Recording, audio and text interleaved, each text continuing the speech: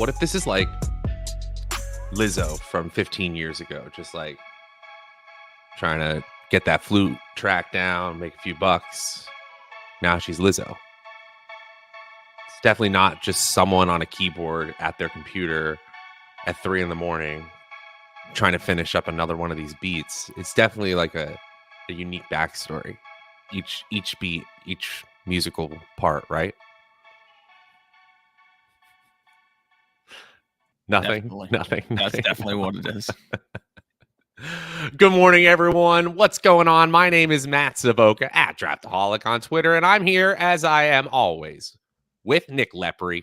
Follow him at Notorious FNTSY, and he's got the BetMGM hat matching the BetMGM logo up top. I was talking about the beats on the way in. I enjoyed it, not as much as the On the Beat Crows from last week, but some excellent stuff as well. It's week 7, guys. Hopefully you caught that barn burner of a game last night, that muffed punt changing everything. Already seeing some notable faces in the chat. Ron the Goat, what's up? Good morning, guys. Alex White, thinking Robert Tunnian, James Joseph. Lots of friendly faces. We're very happy to see you all here. Nick, how are you this Tuesday morning? I'm doing excellent. Now, last night on a book that will not be named, I had a bet for Justin Herbert to throw 1 touchdown. Everyone on earth didn't throw a touchdown. What a game that was. Now, I was lucky that my smart brain decided to bet on Chargers plus 3.5 when they were down 10-0 at the beginning of the game. But man, oh man, that was hard to watch. That was the first time Justin Herbert didn't throw a touchdown. I think he's 36 of 37 in his career starts. Just brutal. Just a brutal game all around. And I don't know how we have to go watch them play in London. Like, I'm not waking up at 8 a.m. to watch that. I'm sorry, NFL. Sorry. I saw on Schefter's Twitter that it was the most passes, 57, by a winning quarterback without throwing a touchdown in NFL history.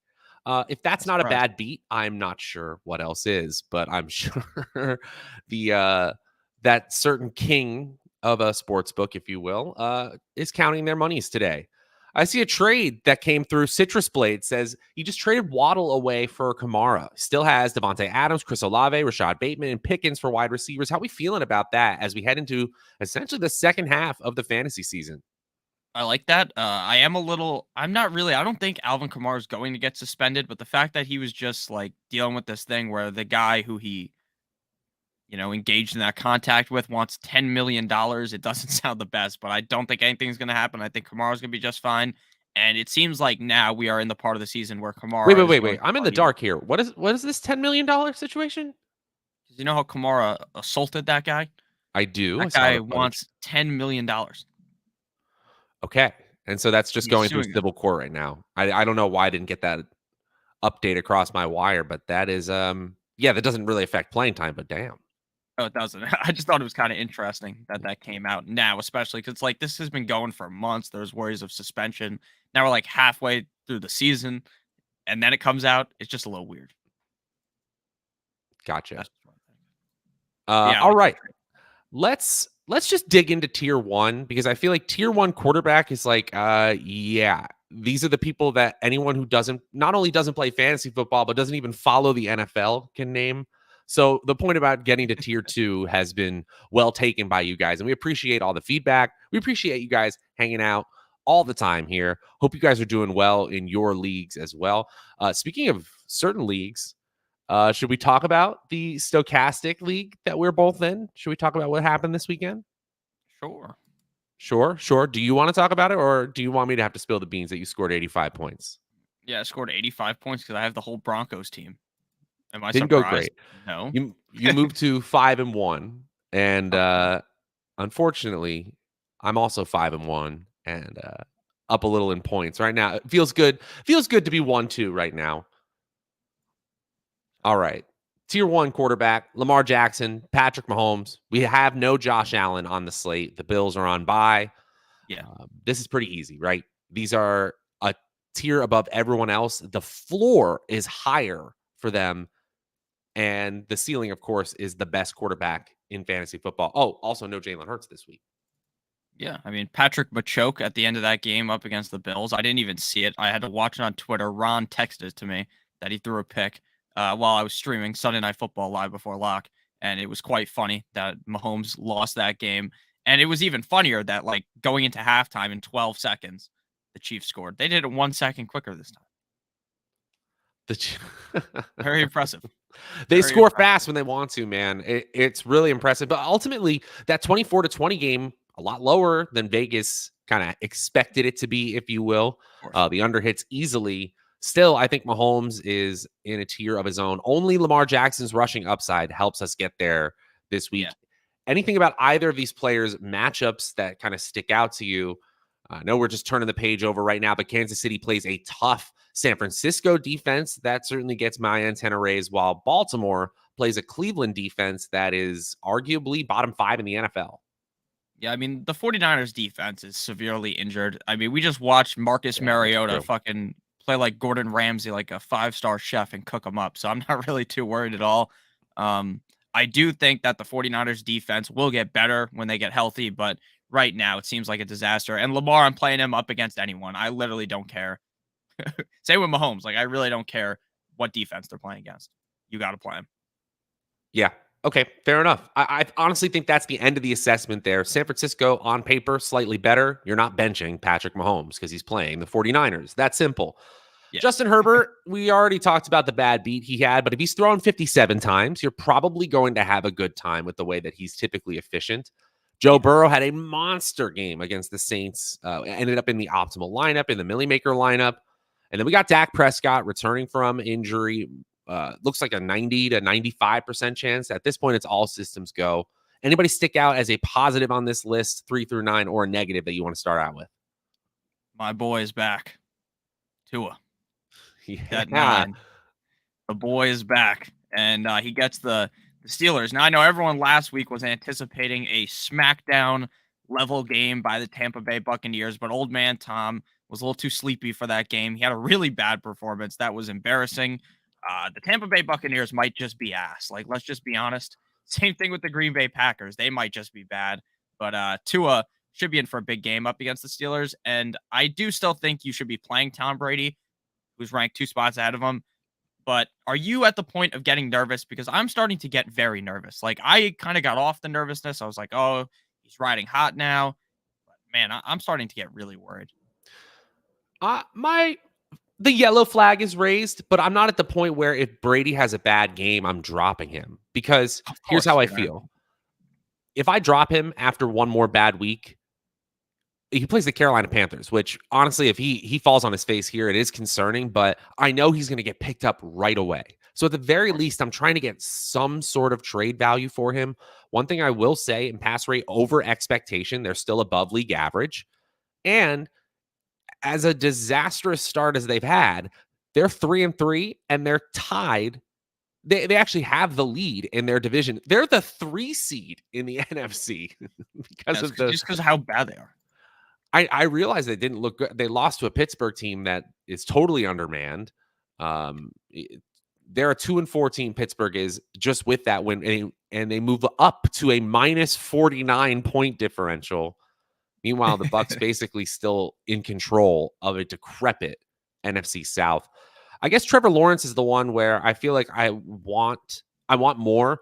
He has some rushing upside now, like some Ryan Tannehill-esque rushing upside, where they're running option plays, getting creative, similar to the ways that they used Carson Wentz in Philadelphia when Doug Peterson was running the show there.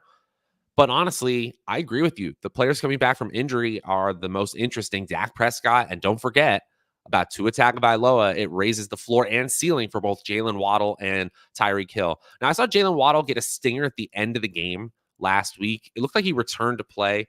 Have we heard anything about that being significant, or is he good to go? He's going to be good to go. The biggest sting of that play was when he fumbled the fucking ball. Fumbled the game away. That was the biggest sting. But in reality, I'm not going to blame him, right?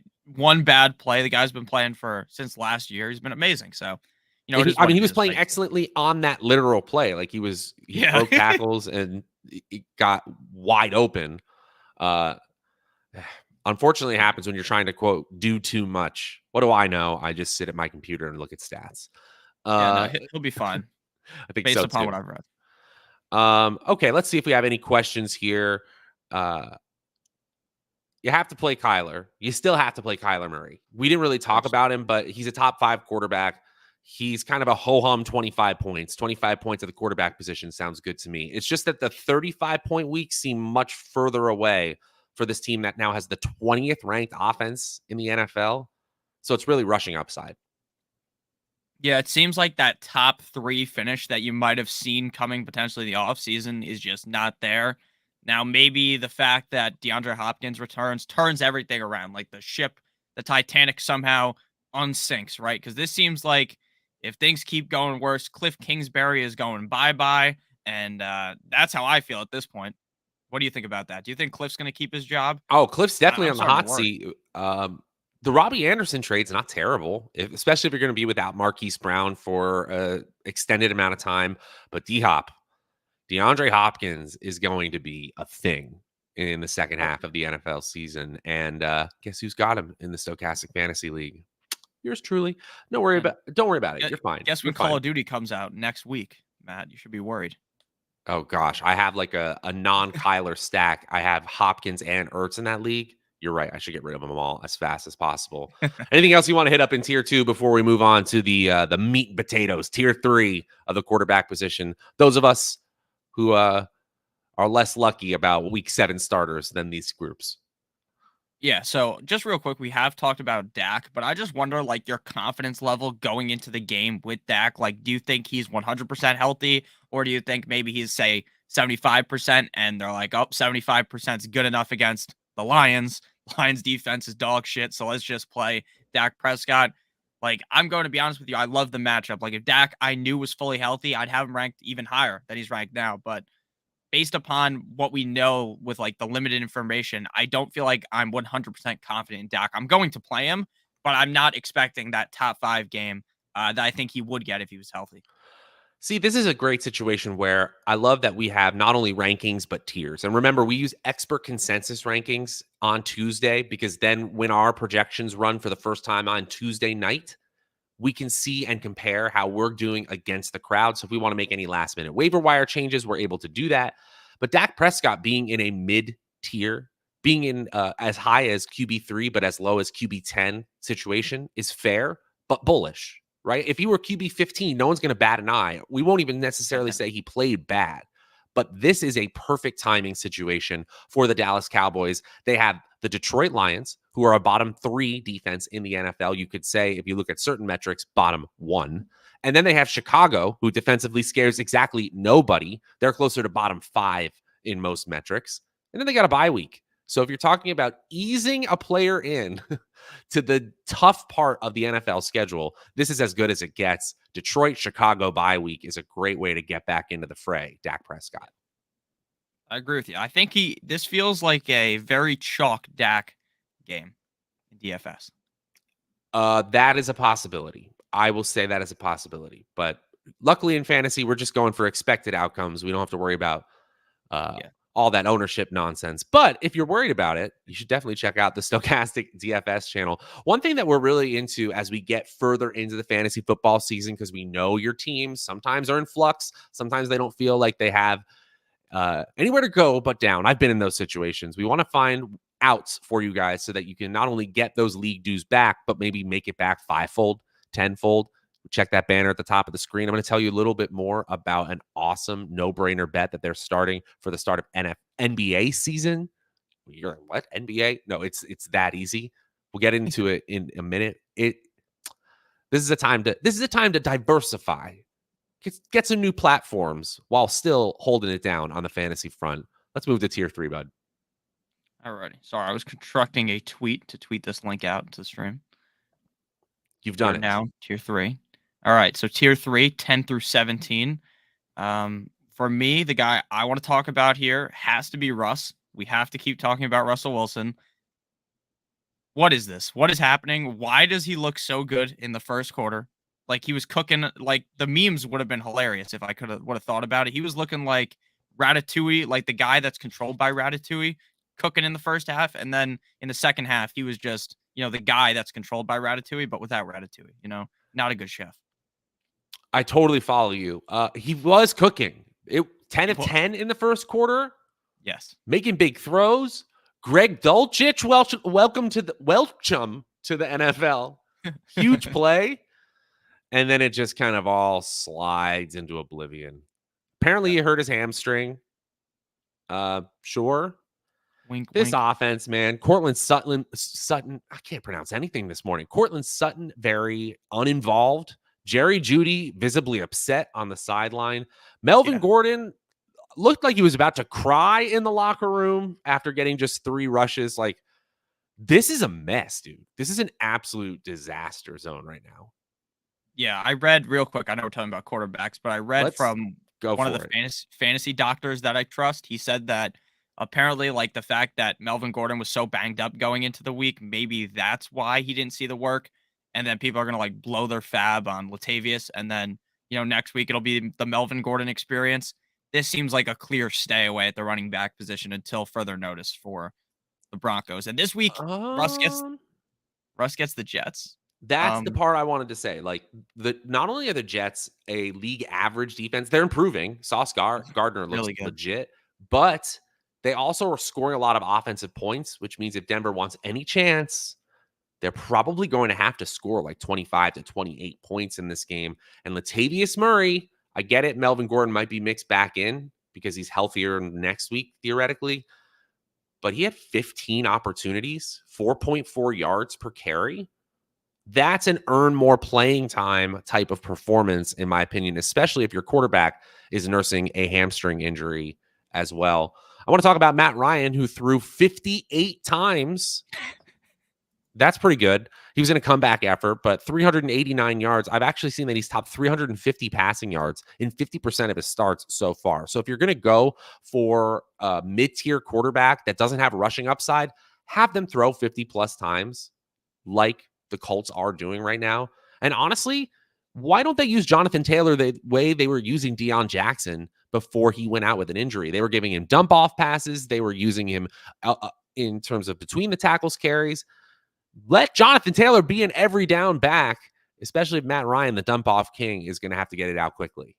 Yeah, Deion Jackson looked like fucking Christian McCaffrey. That was the craziest thing I've ever seen. I don't think anyone expected that. It was unreal how much he was getting the ball. And I don't even remember watching this game, like the Jaguars versus the Colts. Like, I remember seeing it on Red Zone, like Deion Jackson do something crazy. But I had no idea that this man threw. Like, I looked it up before the game or before we did this, but I had no idea he threw for 389 yards and threw 3 touchdowns. Like, I literally did not know that. Okay. I think a lot of people might not have known that. So this is why I want to do this is a perfect spoiler alert.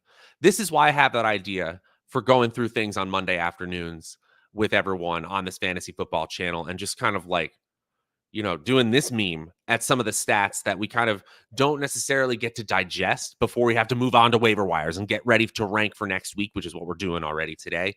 But ultimately, the first thing I did when I woke up Monday morning was look at the stats from this game and go, I got to turn this game on. And I watched every play from this Jaguars Colts game.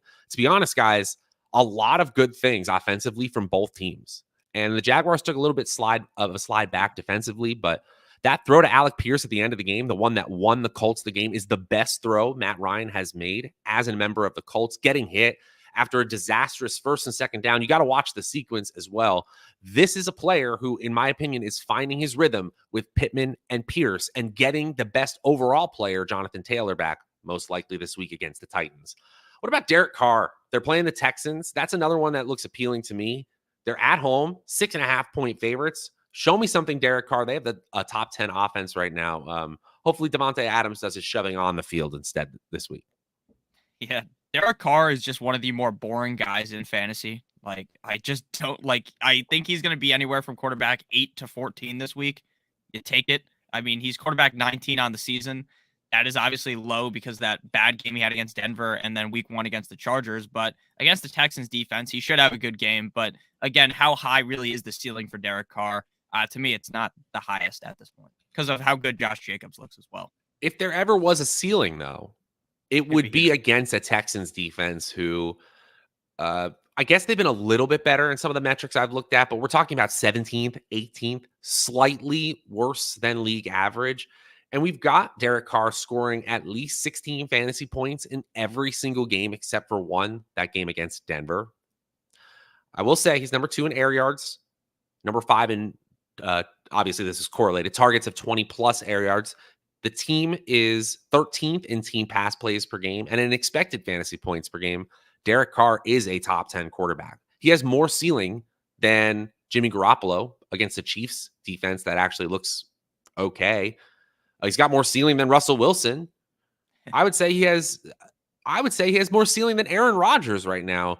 Aaron Rodgers looks like a pretty mediocre quarterback, to say the very least, but I get why historical statistics will put him in the top 10, I suppose. 17 is closer to where I'd rank him. I mean, like, again, with Derek Carr, if there was ever a bounce back game for Rodgers, it's against the Commanders, right? I mean, after that, they get Buffalo, so I doubt that's going to be a big game, but he gets the Commanders this week. The Commanders' defense did not look very good at all. They kind of played the bend, don't break football on Thursday Night Football, but now they're broken. Taylor Heinecke is their starting quarterback. But if I'm being honest with you, I think Heineke's significantly more exciting than what we'll see out of Carson Wentz. That guy is he's a disaster. I said this in a video earlier on in the season, like weeks 1 through 2, he was like a garbage can that was painted gold, and then all the paint came off after week 2. The gilded garbage can, Carson Wentz. Here's something that's interesting. One thing that you can look at in terms of how to just use one stat to determine a quarterback's quality is how did the spread move when they were ruled out? And right now, the Packers are favored on the road by 4.5 with Taylor Heinecke. Spread didn't move. Of course it didn't. Meaning that Carson Wentz adds nothing of value in terms of win potential, at least according to the Vegas books. At least he throws like 40 times sometimes, but we'll see what Taylor Heinecke with a little bit more rushing upside will do. I do want to say I actually think it's a tiny boost to Terry McLaurin, who just has more practice with Taylor Heinecke with the years that they've spent together. What about DJ this week? He's sitting there at 14. We haven't really talked about him. Yeah, real quick. Also, Heinecke does that thing where it's like, fuck it, Terry McLaurin's out there somewhere, and like sometimes it works, sometimes it doesn't work, but at least then McLaurin is going to see the ball like at a higher rate. And Jahan Dotson should be back this week. Makes Heinecke somewhat interesting, but I'm not going to keep talking about Heinecke. We're going to talk about Daniel Jones. Daniel Jones has been, as they would say, exquisite. He has looked incredibly good. Brian Daboll has turned this man around. He's still the same guy that he was previously, but now he doesn't fumble the ball as much or throw as many interceptions, which has led to the team being extremely successful. This week they get the Jags. The Jags defense has been pretty so-so. They started off really on fire, and then recently they've kind of petered off or pittered off, whatever the hell the word is for that.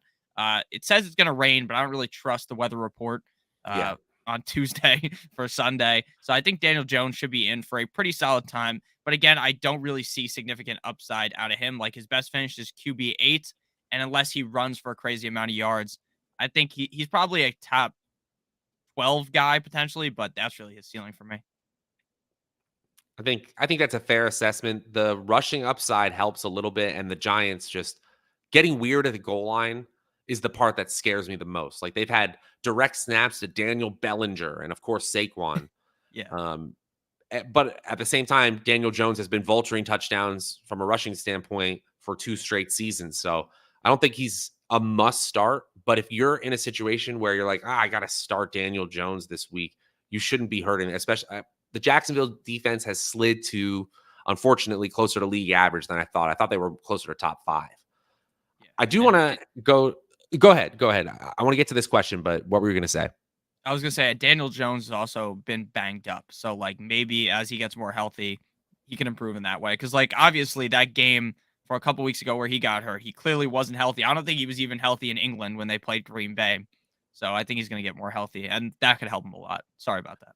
No, don't apologize. The people want to get that info. And also, I just was realizing as I look through point differentials in the standings as we get into a completed week 6 on to week 7, in the NFC right now, there are 4 teams who are above 500, 3 of them being in the NFC East. That is weird. That is just weird. growing up with them being just incompetent, or at least 3 of the 4 being incompetent franchises, and then just trading off division wins. Yeah. This is a good question. What should Hollywood Brown owners do with him being out for 6 weeks? Now, let's contextualize this. If you have an IR slot, you cannot drop him. You cannot drop him. You got to get him in an IR slot. But what if you don't have an IR slot? You're looking at 1 to 2 regular season games in the fantasy season with him, possibly. Yeah. What you should do is you should contact your commissioner and tell him that next year you need an IR spot. I don't understand why there are leagues without IR spots, if I'm being honest with you. It just makes no sense. But hey, I get it. I guess some people play in standard leagues. So, some people don't got it all figured out. But Hollywood Brown, look, at the end of the day, if you don't have an IR spot, I would just cut him, probably, right? Unless you're in a position where you really have this crazy wide receiver depth, I'm just going to cut him. He comes back, say 6 weeks from now. Fantasy football is not as long as the regular NFL season, and you certainly need these players to try to make the playoffs. So I have Hollywood Brown in our 14-team league, stochastic league. I'm going to throw him on the IR spot. I'm going to pray to the fantasy football lords that he comes back in 6 weeks, and I'm still in a position to win, and I can throw him in YOLO when he comes back. But right now, if you're not in an IR league, I'm probably cutting him. And then you go and pick him up 4 weeks from now and you hold him if you're in position to win. The bottom line is the expected fantasy points for Marquis Brown. This is in a PPR league, 15 PPR fantasy points per game. The expected games in the regular season available to you is about 2. It's 2 times 15 equals, this is a player who has 30 expected fantasy points of value rest of season. That's a pretty low player, and a player that you might just be able to drop. At the same time, weekly value is something that if you can capture later in the season, those late points feel better than those early season points, but only if you have an IR slot. I do think Rondale Moore, even with the addition of Robbie Anderson, is a sneaky ad with just a shakeup in general. DeAndre Hopkins coming back. We just want to see what this Arizona receiving core looks like, and Rondale Moore continues to get more usage. Somebody other than Hopkins will need to step up in the absence of Brown. Anybody else you want to mention here, unless you want to move on quickly here in this tier 3, because I think a lot of people are going to be having to make tough decisions in this tier. Yeah, real quick, just want to mention my main man, Marcus Mariota of the Falcons. Last week against the 49ers, basically perfect, 13 of 14, 129 passing yards, 6 rushes for 50 yards, 3 total tugs, 24 fantasy points. Finished as quarterback 5 on the week, according to Fantasy Pros. I don't know if that's 6 point or 4 point, but regardless, still very impressive. Marcus Mariota has been really good. The Bengals defense, I mean, they almost got carved up by Andy Dalton in a revenge game last week. So you kind of had to know, though, when Joe Burrow showed up in the LSU jersey, the Jamar Chase jersey, that it was over. I wish I saw that before the game. I did not, but it is what it is. Marcus Mariota, I think QB 17 makes sense, but to be honest with you, based upon how he's finished, he's been a top 18 quarterback every single week except for week 4. Feels like we might be slightly low on him. He's the quarterback 12 right now. I think we might be too. And obviously, rushing is the tide that lifts all ships. And we're talking about the player who's 6th among quarterbacks in carries per game, 2nd in red zone carries per game. And he's only scored 2 touchdowns. I mean, that's good from a rushing standpoint for a quarterback, but it's not, oh, he's going to regress for sure, like Sam Darnold last year, who had 5 rushing touchdowns in the first 4 weeks. 31 rush yards per game is so helpful, especially when the team is constantly in comeback mode. And we've seen the ability to score 25 plus points. It's sort of the opposite of the Denver Broncos. At least this Atlanta team can score 25, 26 points in a comeback effort if the defense on the other side will let them. I was surprised to see San Francisco be one of those defense that could actually do that. Yeah, let's hit it. Let's hit tier 4 here because we only got a few minutes left. But actually, this is a perfect time.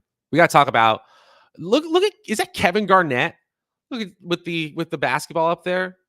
Anything is possible right up there. And honestly, guys, I know we're a fantasy channel. We're talking about different platforms, different outs, different sponsors. It's a good time of year for sports. And look at this. This is called a no-brainer offer for a reason. You just click the link in the video description below to take advantage of the start of the NBA season BetMGM offer we got going for you. If you bet $10 on a money line bet, that's any team. And if any team hits a 3-pointer, right? So you have to do a money line bet. That's all you do when you join BetMGM. And if any team hits a 3-pointer tonight, you get it turned into $200 in free bets. That is a no-brainer. That is just going to happen because the NBA is being played again tonight. It's the start of the regular season. I really do think that this is one of those situations where we can just make free profit, and it's a classic win-win-win, as Michael Scott would say. If you have any questions about how to make this happen so that you do it right, if you want to reach out to us, you can hit me up on Twitter at Draftaholic. You can hit Nick up as well at Notorious FNTSY. He's already wearing the swag. He's doing great things over there.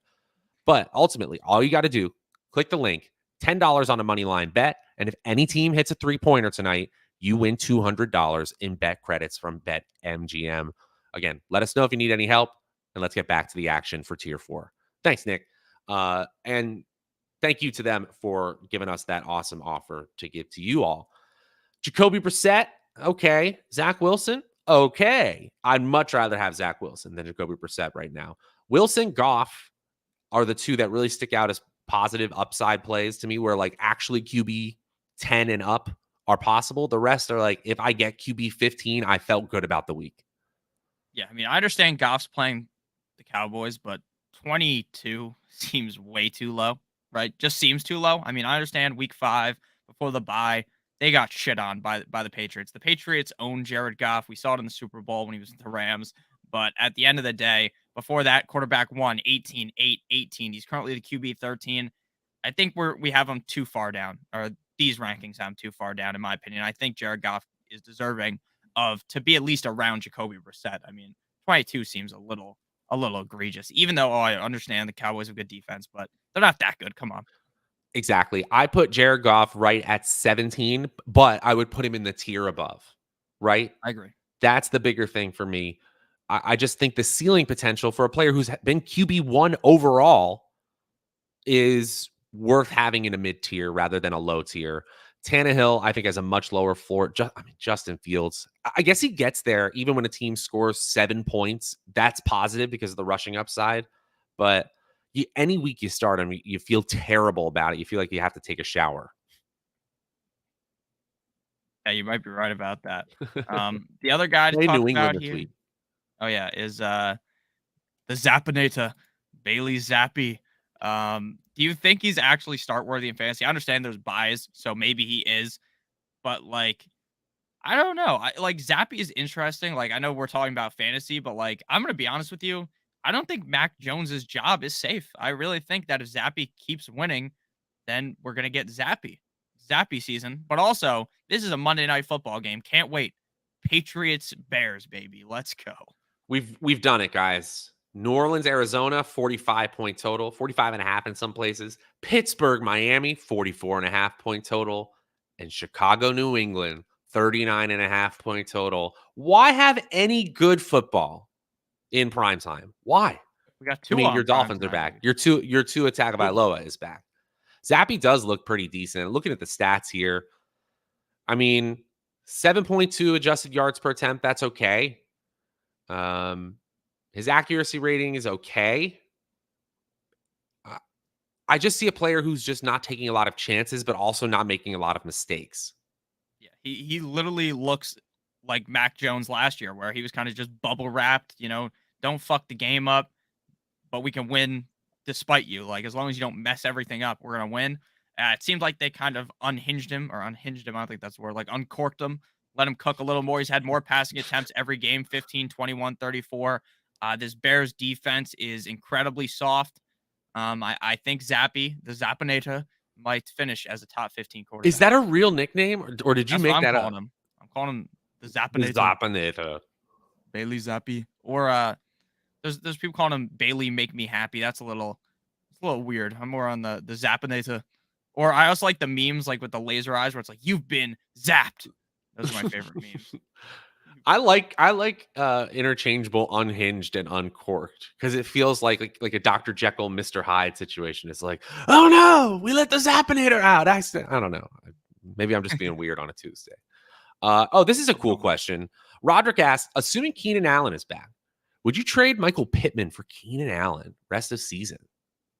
Fuck no, baby. No, I'm just kidding. I think I would do that. I think I would too. Yeah. The way that Ryan is throwing, it's not going to look pretty, but I think the volume is going to be there and he's healthier. Pittman is way healthier right now.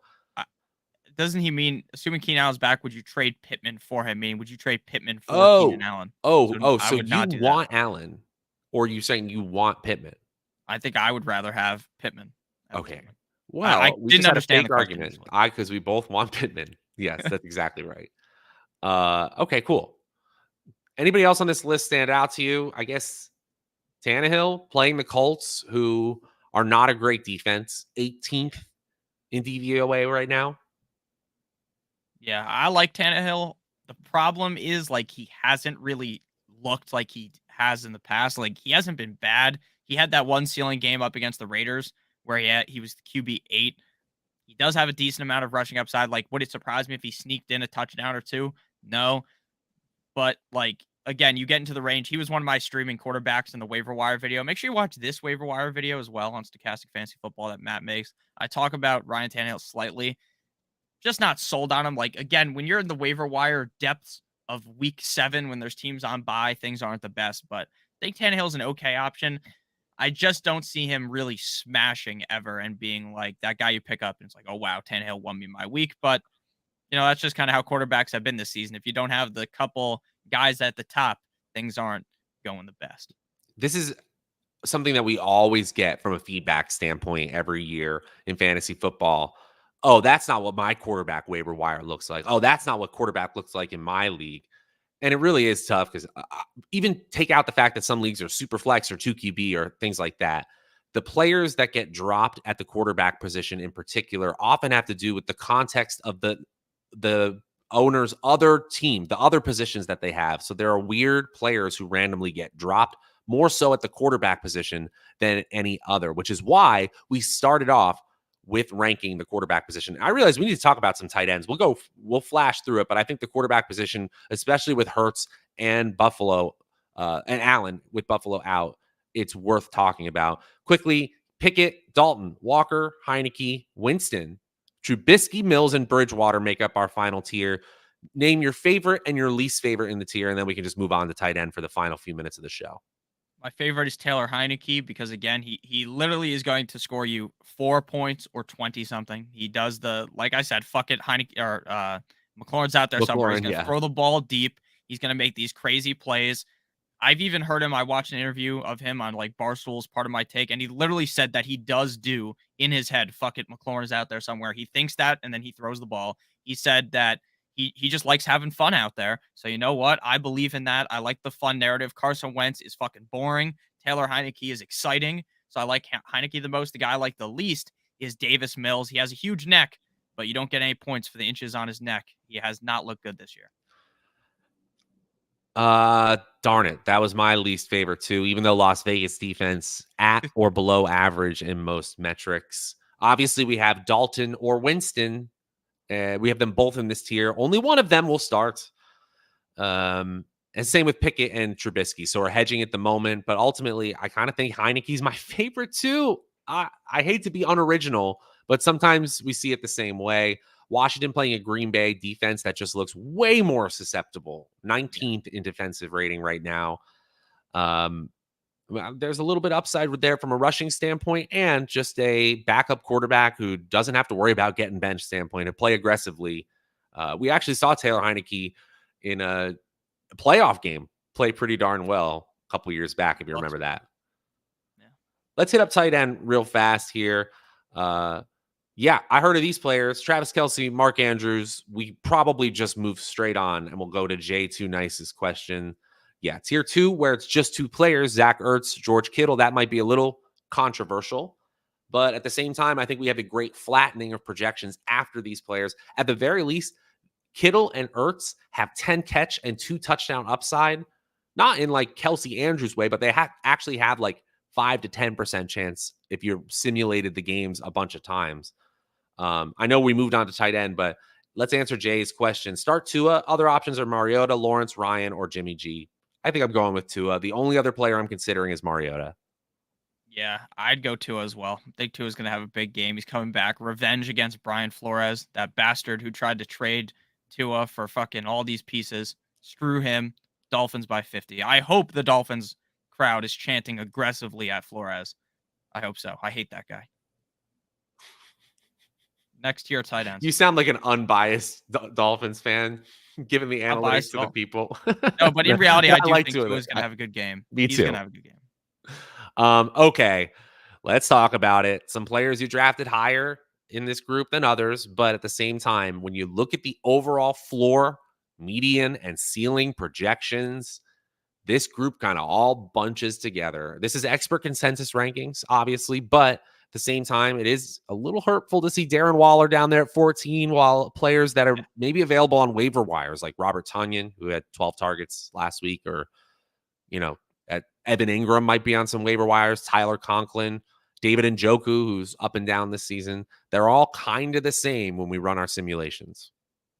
Yeah, I got a comment last week in my comment section that someone's league banned Taysom Hill. Like, you're not allowed to use Taysom Hill. And I said, that is the most insane thing ever, because Taysom Hill's not always going to score 30 points. Like, people need to realize that. He's going to get 3 points.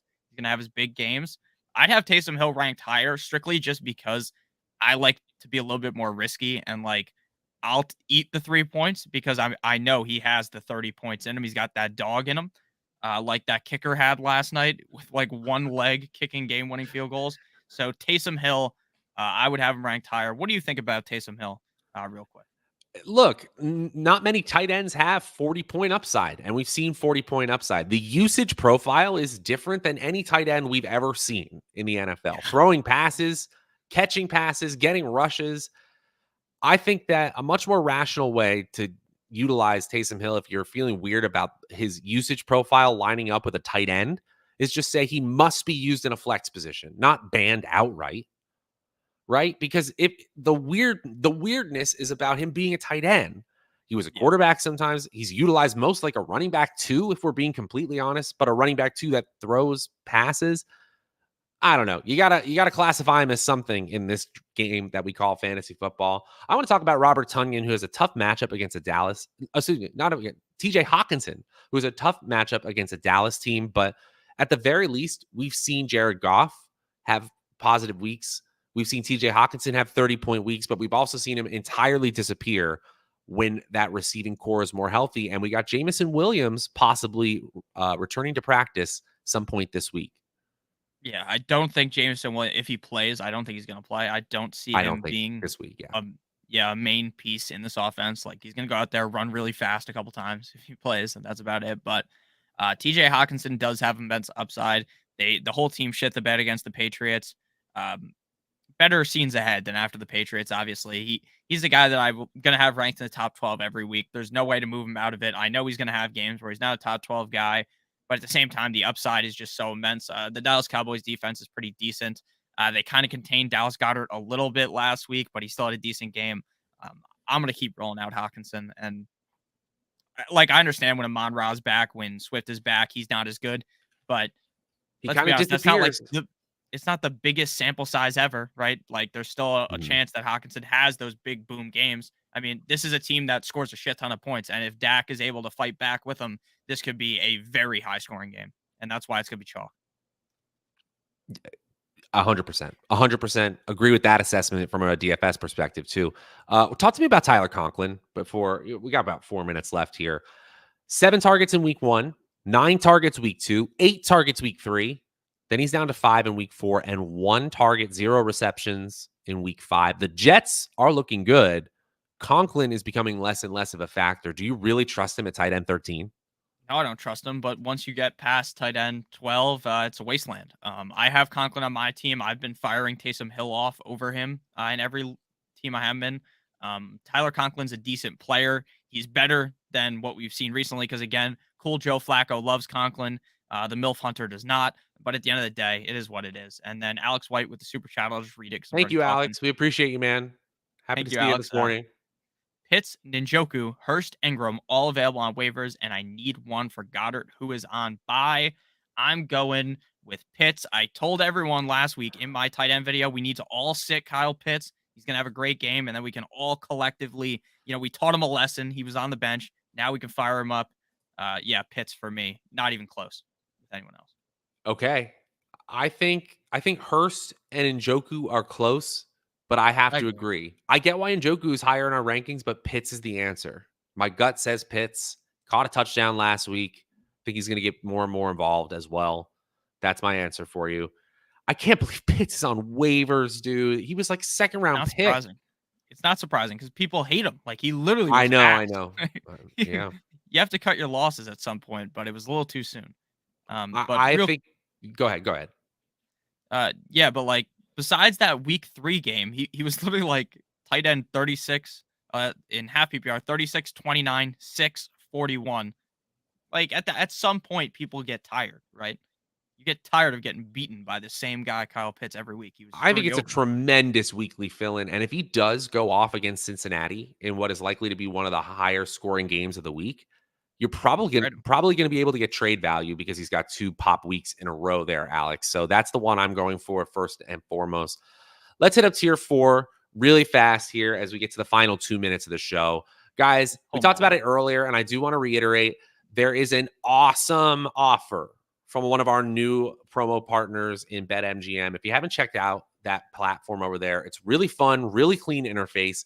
And with the start of the NBA season, you can throw tier 4 on. You can let the people watch and listen to me as well. They have an awesome offer right now. If you bet $10 on any money line, that's just a team to win, go for an underdog. They don't have to win.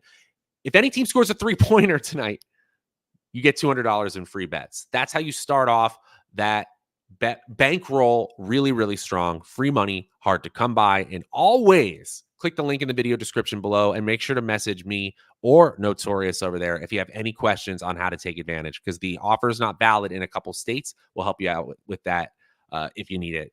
We're happy to help. Tight end, there's the full list. Tier 4, Hunter Henry, welcome back to the land of the living. Had a 31-yard touchdown last week. Daniel Bellinger led the Giants in receiving with 5 targets and 39 yards. And Mike Gesicki just catching touchdowns every 3 weeks and doing weird dances. Anybody stick out in tier 4? And you can also extend it to tier 5 because I see players like Dulcich and Freiermuth who might be back. There are some people in bye week hell who have to deal with that this week. Yeah, Schultz could realistically be a guy you want to be firing up if he's healthy with Dak.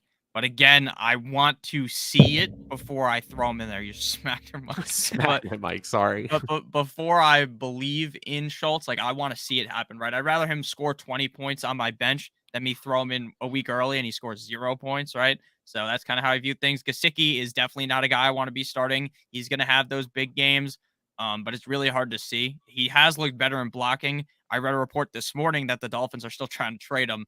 So, it is what it is. Mo Alley Cox is a legend because he has like 3 good games every single year.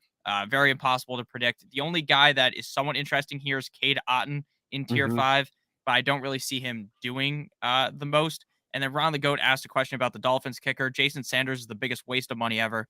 Can't stand that guy. Can't kick a simple field goal. Garbage kicker. We spent way too much money on him.